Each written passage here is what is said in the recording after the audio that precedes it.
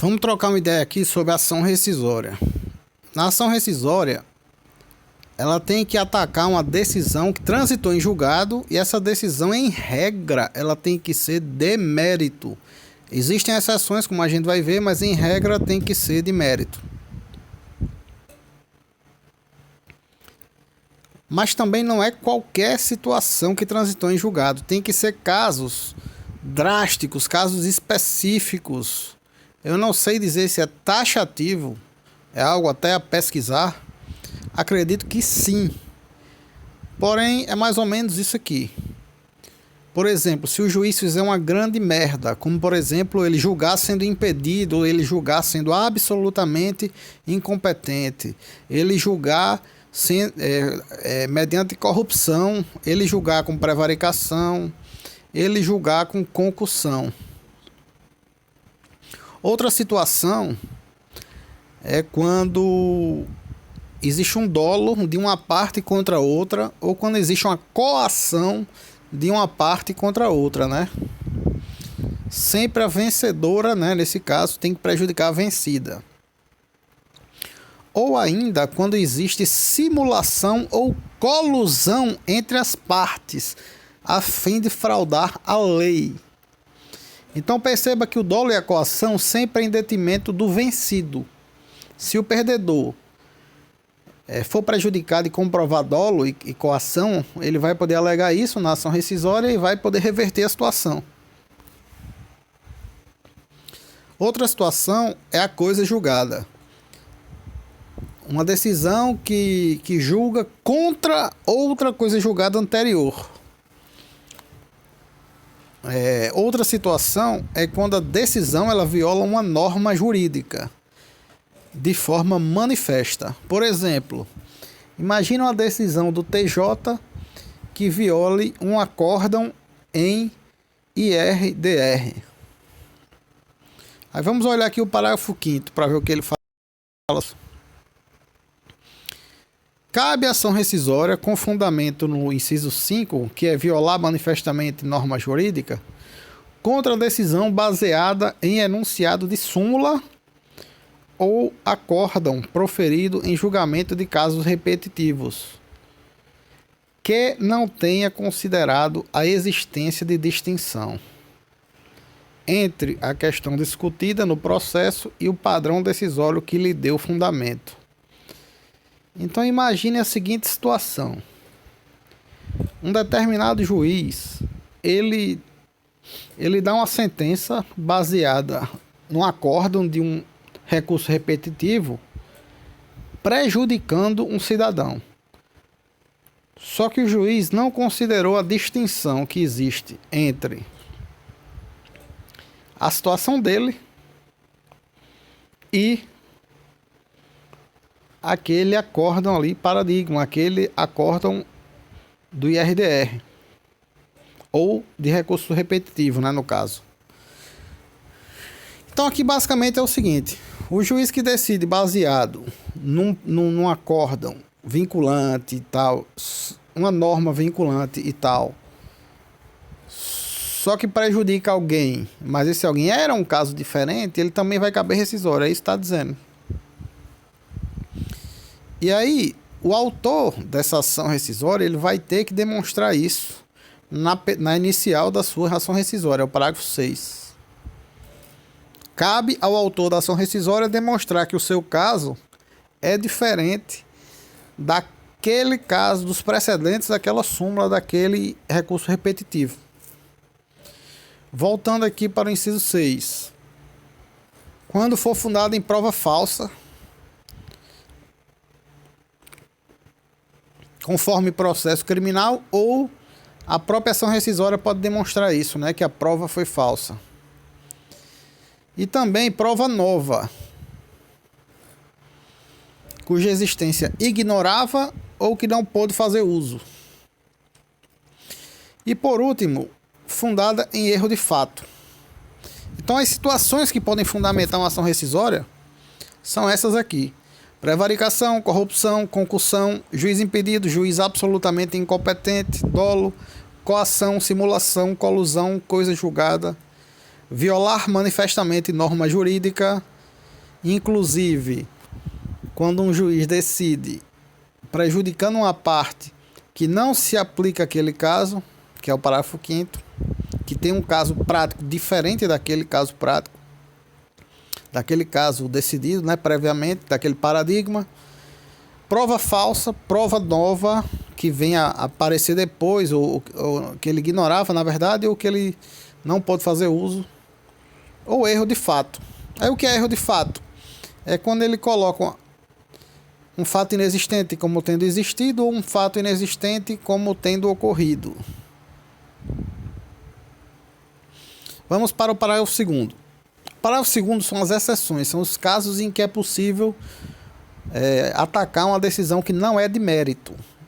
Em regra, ela tem que ser transitada em julgado e tem que ser de mérito.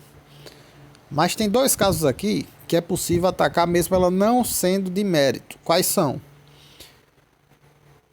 Quando essa decisão impede a propositura de prova nova, ou quando essa decisão impede a admissibilidade de um recurso correspondente. Por fim, nós temos mais alguma coisinha. A ação rescisória ela pode ser parcial, atacar apenas um capítulo da sentença, um capítulo do acórdão. Outro detalhe interessantíssimo é que o parágrafo 4º ele diz que acordos, né, atos de disposição de direitos devidamente homologados, tanto na fase de execução quanto na fase de conhecimento, eles não se sujeitam à ação rescisória, mas à ação de anulação. Então, acordo homologado, homologações em geral, não são objetos de ação rescisória, mas sim de anulação.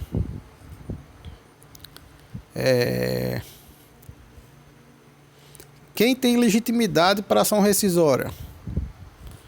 O Ministério Público, as partes, os sucessores, também isso é muito importante. O terceiro juridicamente interessado.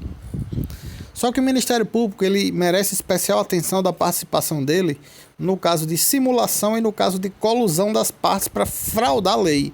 Justamente porque o papel do Ministério Público é fiscalizar o cumprimento da lei. Quais são os pedidos que pode ter uma ação rescisória? O pedido de rescisão e o pedido de novo julgamento, se for o caso. Então são duas opções. É necessário um depósito de 5% do valor da causa para começar a ação. Esse valor não se aplica, essa exigência não se aplica à fazenda pública, tampouco aos beneficiários da justiça gratuita. E aí, esse 5% ele tem um limite máximo de 1.000 salários mínimos. E se não pagar, pode gerar inclusive indeferimento da petição inicial. Só que existe uma multa caso a ação seja julgada improcedente ou declarada inadmissível de forma unânime. Essa multa significa que o valor dos 5% vai para outra parte, como a gente vai ver no artigo lá no final. A improcedência liminar do pedido também se aplica à ação rescisória.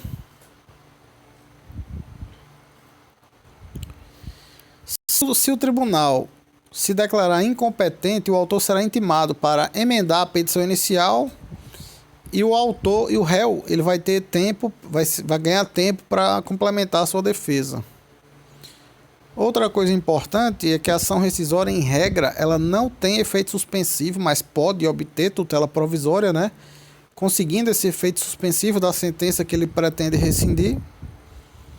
A contestação, ele é citado para contestar no prazo de 15 a 30 dias. Aqui o código chama de resposta. Eu suponho que seja uma contestação, não sei se o nome dado é este. A escolha do relator tem que ser um relator que não participou do julgamento anterior, por uma questão de imparcialidade. Outra coisa importante é que, se necessário, o processo pode voltar para diligências no órgão que proferiu a decisão por um prazo de um mês a 3 meses.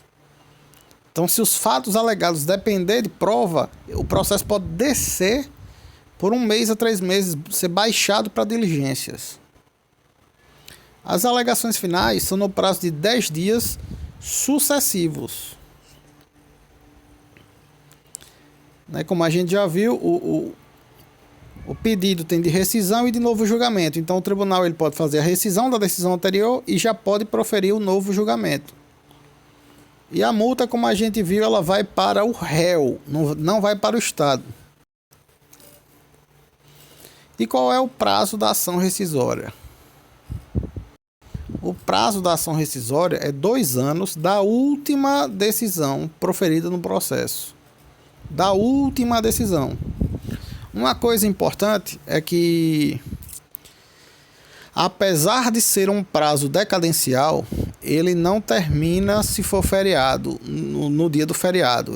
Ele vai ser prorrogado para o dia útil imediatamente subsequente ao término desses 2 anos. Porque, em regra, os prazos decadenciais, eles acabam exatamente no dia tal. Só que a ação rescisória ela tem esse benefício, ela é prorrogado, esses 2 anos aí, para o próximo dia útil subsequente. Isso é uma curiosidade, que pouca gente sabe. Agora, se for fundado em prova nova, aí esse prazo de 2 anos, que conta da última decisão, ele na verdade, do trânsito em julgado da última decisão, na verdade, esse prazo ele vai ser contado da descoberta da prova nova, observado o prazo máximo de 5 anos. Então tem um máximo de 5 anos, só que o termo inicial é a descoberta da prova nova.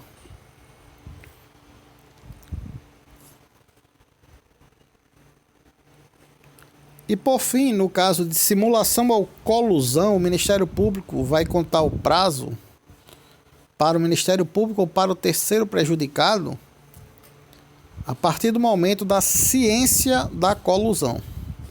É isso.